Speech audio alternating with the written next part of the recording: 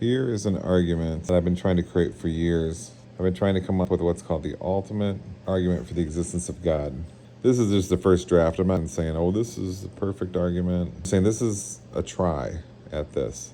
So it's ultimate argument for God. Argument one, draft number one. This is a bookmark of the argument that I've created. Let's just go through this. One, existence.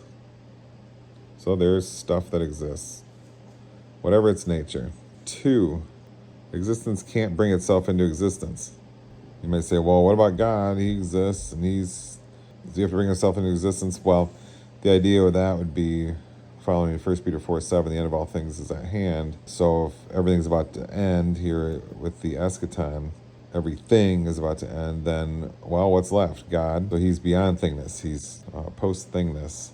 So anyway, let's go to 3 here. Existence can't be eternal and originless since there is change. So whatever the stuff is that exists, if it's universes or minds or whatever, make the seemingly safe assumption that it has change. But if it does, it can't be eternal. So that goes back to the ancient Greeks. Anything that changes, like if an apple changes from red to brown and rotten, the first state of the apple, the red, goes out of existence, and the other state, its brown state, comes into existence.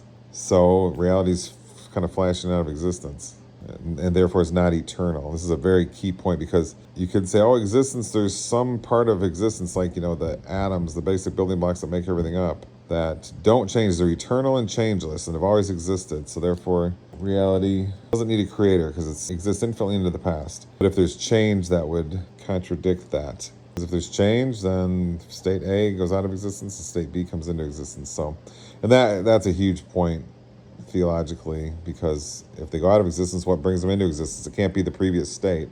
Standard causation fails. State A can't bring into existence state B, because where they contact each other, the past and the present contact each other, and they can't be a contact point where the past and something future of the past touch each other. I've done videos on that in the past. So I published that in an article years ago in a journal called Disputatio, a academic philosophy journal, back when I was teaching. So this is kind of an optional point, but it's a good one to have in there, because somebody will come along and say, oh, there can be eternal atoms, point particles, or Democritean atoms, or whatever, that make up everything, and they're eternal. That's the first atomist theory that came out in ancient Greece, was kind of like that. There's eternal atoms, they're eternal, but they compose things that are composed of arrangements, and they change around. So the arrangements of stuff are coming and going, changing through time, but not the atoms. But I'm contending that is false. Call that Democritean atomism. That's the ancient Greek name for it.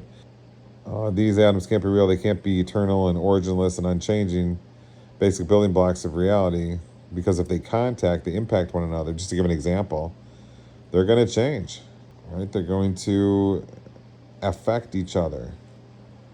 And if there's change, there's a whole bunch of problems with that, of them interacting. I've done videos on that in the past. But so if existence can't bring itself into existence, and existence can't exist infinitely into the past, and Democritean atoms can't be unchanging chunks of irreducible existence, irreducible basic building blocks, then something outside of existence is the reason for existence.